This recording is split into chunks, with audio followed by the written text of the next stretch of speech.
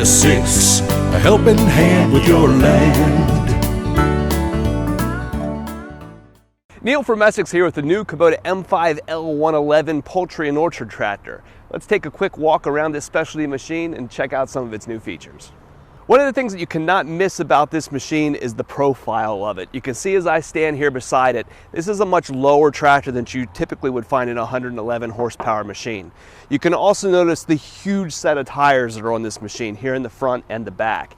These tractors are typically sold into two unique applications. One is into orchards, where they need a low machine to get underneath the low branches, and also into poultry and chicken houses, where they're typically dealing with lower height roofs and they need a high horsepower machine that they can fit inside the barn. So in this case, the Kubota has built a really high horsepower tractor to be able to sell into those specialty markets for those very specific applications. As we walk around here, we can point out a couple different things that let you see why this tractor is made for those purpose-built applications that make it a little bit different than an off-the-shelf M5 machine. So there are really two main tire options for this machine, and this is by far the cooler of the two. A real fat set of tires here are usually used in poultry houses, where you need that low profile but also need good traction in order for pulling litter tillers and those kinds of things, where you need to push and pull and do tractive work.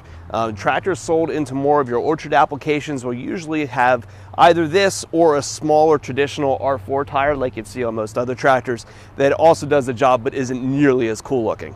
You also notice here, because of the width of this tire, there's also a fender extension that goes on here as well. Again, when we're talking about orchards and stuff, the goal is that when branches come across and hit the fender, they come up and over the tires and don't get caught in the wheel wells monkeying up your fruit. You'll see too, when I pounded on this is a big heavy metal fender, right? The point of the fenders in this is not just for mud, but also that things are going to contact stuff on this tractor. So you'll see here big metal fenders and also a lot of shielding around the machine. Up here in my directional changer, there's shielding around this so that a branch doesn't come along and whack the direction changer on the tractor. Also on the opposite side machine across here, you'll see that the shifter controls, the hydraulic valves, all those attachments are all heavily shielded so that branches and stuff that may be coming by through your orchard aren't going to catch your controls and do something unexpected. Traditional tractors usually would have a folding roll bar on them to be able to fold the roll bar down to get underneath trees or into a tight garage. But in the case of this tractor, folding the roll bar still would leave a joint up about here. So rather than making a foldable roll bar, this tractor has a collapsible roll bar that you can actually push the whole way down inside of the ROPS. When that is pushed down the whole way, the high point of the tractor really becomes the top of the hood scoop across here to the back of the roll bar. When I sit here in the seat, I as the operator am the highest point on the tractor. The actual clearance for this tractor will vary a little bit depending on exactly what tires you have on it, but I believe here the last customer that we had measured this for put the height of the operator right around 84 inches or so, or right about 7 foot. So if you have a low ceiling, it's very possible to get this tractor into some very tight places that a normal machine just wouldn't fit. Back here in the back, you'll notice the rear of the tractor is built very, very heavy. Typically the PTOs on these tractors are used for some demanding applications. So you'll see really robust linkages, and also things that are easy to attach up, like extendable link arms, pins for your left and right sway, and heavy duty adjustments for your left and right level. All these are adjustments that are good and deluxe ones. If we look at economy tractors that use turnbuckles and those kinds of things, as tractors get dirty and wear, these become much easier to adjust over the long haul than a threaded rod would. You'll also notice that this tractor comes standard equipment with 540 and 540E for the PTO to be able to run a lower horsepower implement at a lower engine speed, saving you fuel. So we take a quick look under the hood down here, you see some of the engineering effort that really goes into these tractors. When we talked about the hood, the exhaust over on the side, often having external components on this size tractor, you look underneath this hood and you really see why many manufacturers take the shortcut and do that rather than fitting all these pieces under here. We have both a diesel particulate filter and the catalyst side where the urea flows into, both fitting underneath the hood. So these are your two main emissions components that had to be fit underneath here when they reworked this tractor. As far as service and maintenance goes, the things that you normally need to get to, say your battery, sits right here in the front along with an air cleaner. The air cleaner has a restriction filter over here, giving you a very easy visual of whether it's congested or not. Your radiator fills, all of your screens, clean everything out, are easily accessible right here in the front of the tractor. There are just a handful of options on this tractor that you can choose depending on exactly what your application is. You see here the machine that we have is going directly into a poultry application, and so front weights, in order to give additional front traction, are a common option on that particular application. Also on this tractor, a creeper gear is available if you need a lot of really slow speeds, for slow spray speeds, or again, in that poultry application where you're crawling through your barns. Around the back of the tractor, 2 standard remotes will come on this machine, with a third being available that can also have flow control. When we go into our orchard applications and we're doing spraying, flow control valves are often needed in order to dial in precise flow rates and stuff on a sprayer. So Kubota has given all the options that you could really need on this type of machine to put into these very specific applications. Well, many people aren't thrilled with a lot of the emissions requirements that Tier 4 brings. The electronically controlled engines that we have today can do some cool stuff that engines of years gone by can't manage. So you'll notice on this tractor here, we've got 3 buttons across the bottom. 2 of these are for our emissions controls. If you have questions about this, you can watch our other YouTube videos that explain how these things work. But we've got a third down here on the end marked RPM.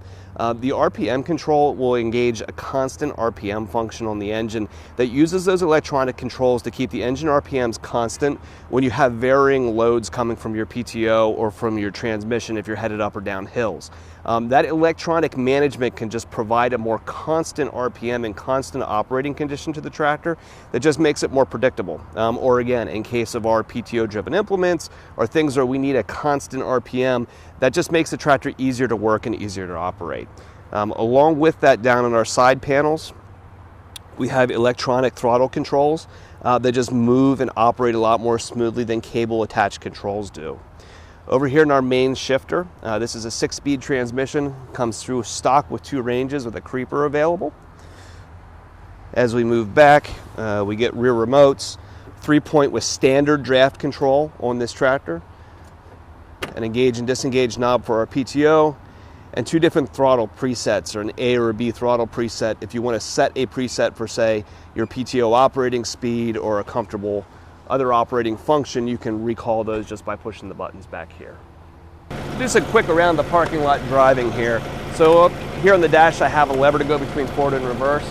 This is just a hydraulic shuttle for easy direction changes. So I can go from sitting here to dead stop, flip the lever forward, and the tractor will slowly start crawling forward. Now I'm in high range right now, so I'm moving right about just under 2 miles an hour. When I want to change to reverse, I just simply pull the lever the other direction. The tractor rolls to a stop and changes directions gently. This is the same kind of hydraulic shuttle action that you'll find in the rest of the M5 series. Over here on the side I have a standard 6-speed shifter.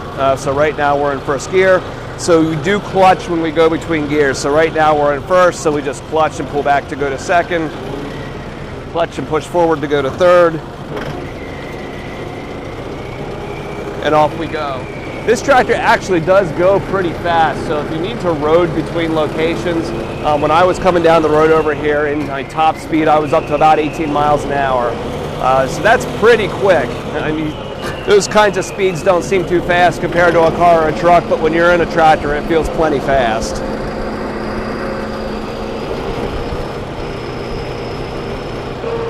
You can see on my dash up here, I have digital readouts for my particular speed. Again, going back to those spray applications that these tractors are commonly used in, when you need to be able to dial in your speed, that constant RPM function and easy digital displays on the dash just make it a nice tractor to operate.